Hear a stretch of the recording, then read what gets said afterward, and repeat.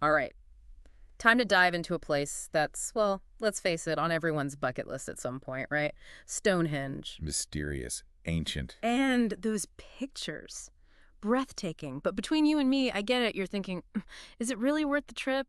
The hype, all that, to see some rocks? Right, those brochures can be deceiving. And that's exactly why we're here. Get Your Guide tours are stacked up over here, a pile of TripAdvisor reviews, plus all the Stonehenge facts we could dig up. The best of both worlds, practical advice and boots-on-the-ground opinions. And you won't believe this. Apparently you can see Stonehenge for free. Who knew? Yeah, some reviews mention a public footpath, a decent view, they say. But hold your horses before you ditch those tour plans. We'll get to all that. How much can you really see from this free spot? Is it good enough for the gram? We'll unpack it all.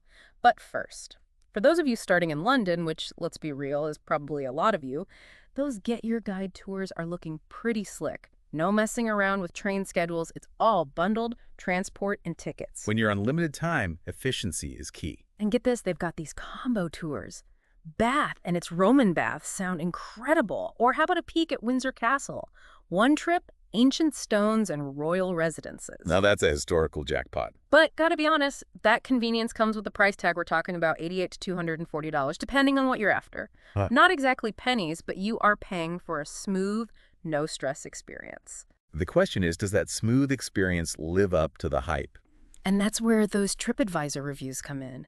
And let me tell you, opinions are all over the place. Some are calling it mystical, awe-inspiring, and then others, they're saying it's underwhelming, a total tourist trap. The classic battle of expectations versus reality. For sure. So how do you cut through all the noise to figure out if Stonehenge is going to blow your mind or leave you feeling, well, a little...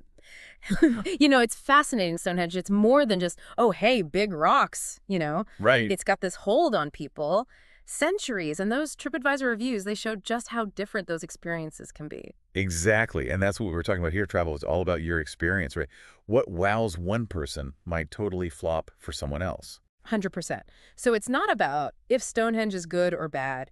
It's about you. What are you looking for? That mystical vibe, all the historical nitty-gritty, or just that killer Instapic, no judgment here. And honestly, amidst all the different takes, those reviews have some gold nuggets of practical advice, like timing is everything. Oh, tell me about it. Get there early? That's the mantra, like everyone's saying it. And for good reason.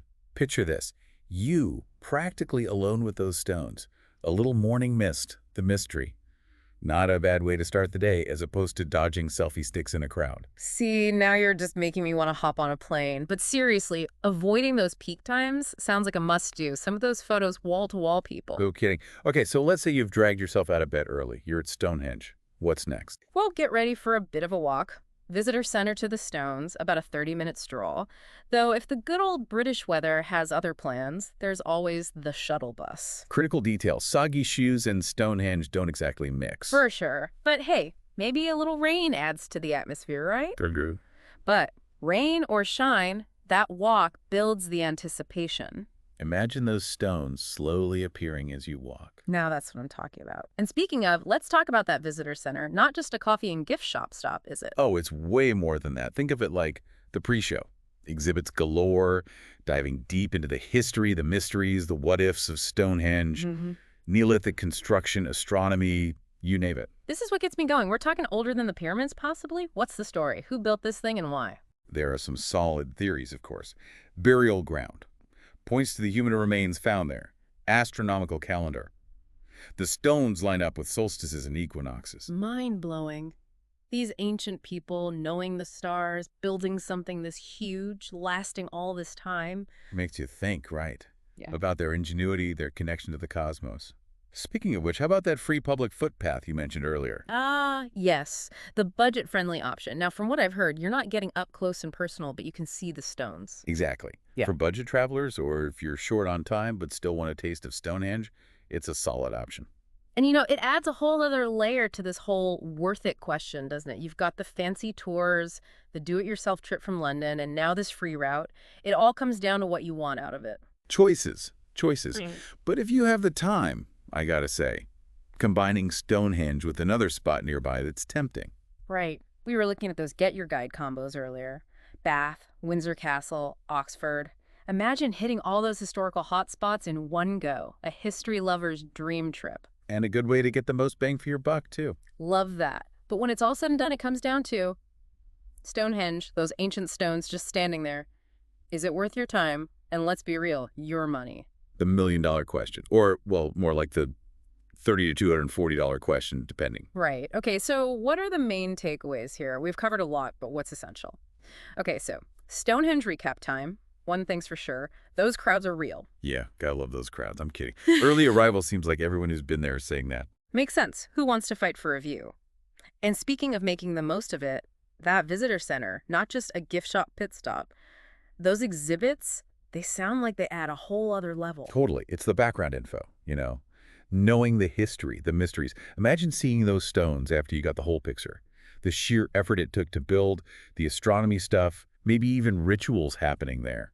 Okay, chills. Seriously. It's like that knowledge unlocks something. But hey, I'm glad we found those budget-friendly angles too.